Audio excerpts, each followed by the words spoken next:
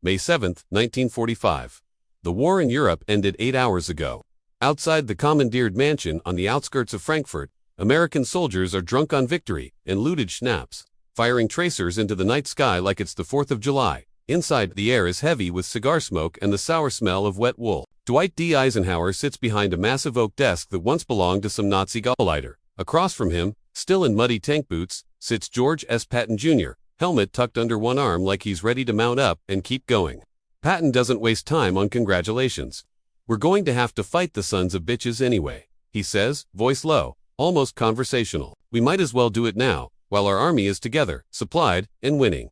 6 weeks, maybe less." Eisenhower's pen stops moving. The only sound is the grandfather clock ticking in the corner. "You're talking about the Russians," Eisenhower says. "It isn't a question. I'm talking about the next enemy. The real one. The one that's already raping its way across half of Europe while we pop champagne corks." Eisenhower leans back. He looks suddenly older than 54. "George, the American people think Uncle Joe is a hero. Life magazine just ran a 12-page spread on smiling Red Army soldiers handing out bread to grateful Poles. You go to war with that army tomorrow. The same people who cheered you through Paris will hang you from the nearest lamppost." Patton's eyes narrow. "Then maybe the American people need to grow the hell up." That was the moment the friendship cracked in half. Two men who had marched from Normandy to the Elbe together suddenly looked at each other like strangers. One saw a world that could be negotiated into peace. The other saw a continent already on fire again, only this time the flames were red. Patton had not come empty-handed. He slaps a folder on the desk. Inside, aerial reconnaissance photos, intercepted NKVD orders. Eyewitness reports from American liaison officers attached to Soviet headquarters. Villages burned because someone flew a Polish Home Army flag. Teenage girls dragged into barns by the dozen. Entire trainloads of Hungarian factory workers heading east, never to be seen again. A major from the 2nd Infantry Division swears he watched Soviet commissars shoot 200 German POs because they were socially undesirable elements. And the numbers: the Red Army has lost 27 million men, women, and children since 1941. Their tanks are running on fumes and captured German fuel. Their soldiers are wearing boots taken off dead Wehrmacht men. Their supply line stretches 3,000 miles back to the Urals. Meanwhile, 3rd Army sits with full fuel Bowser's brand new Shermans rolling off ships every day, an air superiority so total that some P-47 pilots are complaining of boredom. "We kick them in the teeth right now," Patton says, and half the Red Army throws down their rifles. The other half runs all the way to Moscow. "We can be on the Polish border by June, in Minsk by August. Hell, give me 3 more armored divisions, and I'll have tea with you in Red Square by Christmas." Eisenhower closes the folder without opening it. "You're asking me to start World War III the day World War II ended. I'm asking you to finish the job we started." Patton snaps. "Because if we don't, we'll be doing it in 10 years when they've rebuilt. When they have the bomb, when they've turned every country from here to the Pacific into a slave camp." Silence again. Longer this time. Outside, a soldier starts singing as time goes by, off-key. Someone else vomits into the rhododendrons. Finally, Eisenhower speaks, voice soft, almost sad. "George, I have spent 3 years keeping Churchill, de Gaulle, Montgomery, and Stalin from each other's throats. I am not going to throw that away because you've got a hunch. It's not a hunch, it's arithmetic." Eisenhower stands. Conversation over.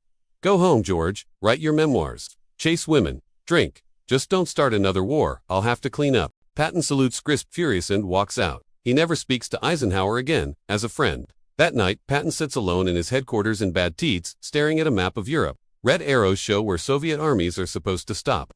Blue arrows show where they actually are. The gap between promise and reality looks like a bleeding wound. He starts writing letters. Dozens of them. To his wife Beatrice, to his daughters, to every congressman, senator, and general he's ever met. The tone is always the same, calm, precise, apocalyptic. "I have never seen such godless brutality in my life. The Russians are Mongols. They are not human. We will have to fight them sooner or later.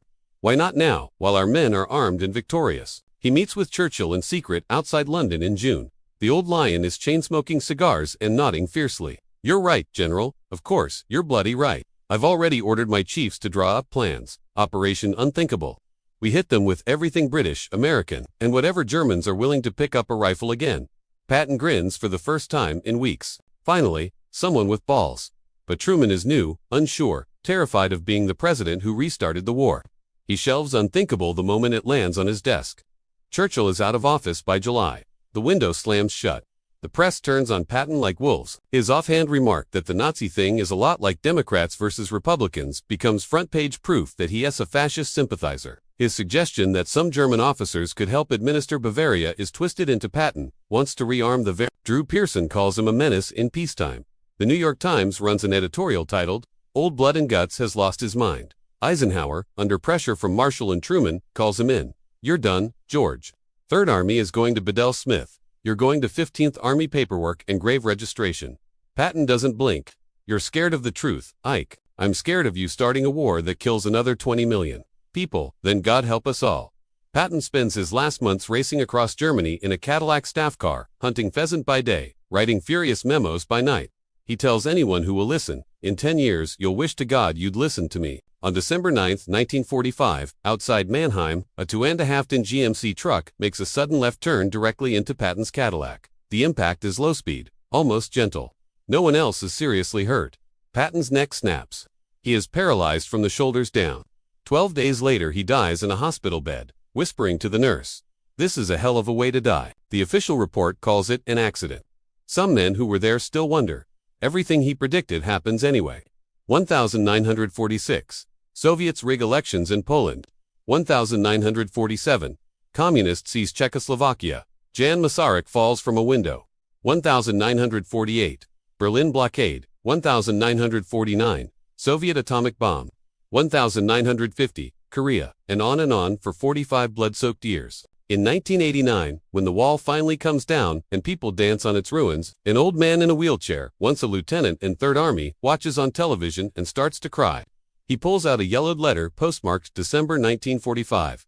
It is signed in green ink. G.S. Patton Jr. The last line reads, "If we lose freedom here in Europe because we were too tired or too stupid to fight for it when we could have one, then history will record that we deserve to lose it. Tell them I tried." Old blood and guts, the old lieutenant folds the letter, wipes his eyes, and mutters the only thing left to say. "You were right, sir. God damn it, you were right the whole time." And somewhere, across the decades, across the silence of a grave in Luxembourg where snow falls on rows of white crosses, a hard old warrior finally allows himself the faintest smile, because history at long last has caught up to the truth he saw on May 7, 1945, when the bands were still playing and the champagne was still cold, and one American general looked east and saw not an ally, but the next enemy, while everyone else was too busy celebrating to notice the Iron Curtain already descending. He told them. They didn't listen, and the world paid the price for 45 years. But in the end, the warning stood.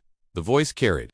And the prophet, silenced in 1945, was proven right by every falling wall, every liberated city, every chain that finally broke. Old blood and guts didn't live to see it, but he knew. He always knew.